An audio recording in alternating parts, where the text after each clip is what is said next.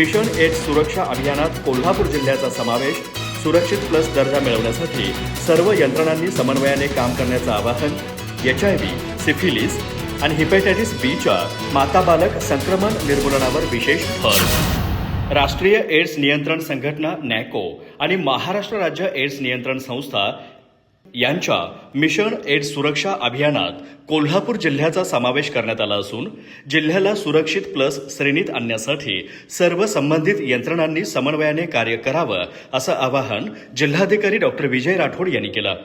जिल्हाधिकारी कार्यालयात झालेल्या बैठकीत ते बोलत होते.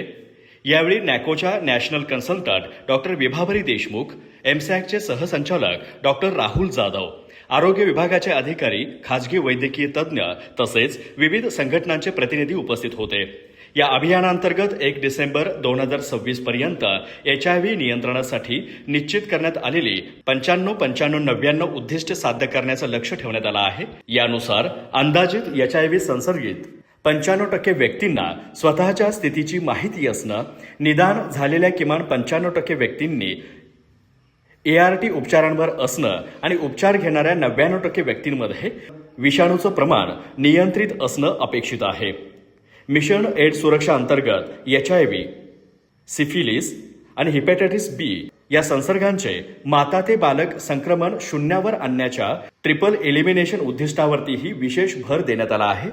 सर्व गर्भवती महिलांची 100% तपासणी करण्याचं उद्दिष्ट ठेवण्यात आलं असून 3ही निकष पूर्ण करून माता बालक संक्रमण रोखणाऱ्या जिल्ह्याला सुरक्षित प्लस दर्जा प्रदान करण्यात येणार आहे.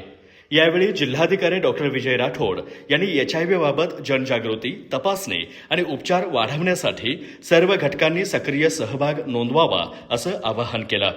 नागरिकांनी सुरक्षित वर्तनाचा अवलंब करावा, वेळेत तपासणी करून घ्यावी तसेच HIV संसर्गित व्यक्तींविषयी कोणताही भेदभाव न करता सकारात्मक दृष्टिकोन ठेवावा असंही त्यांनी सांगितलं.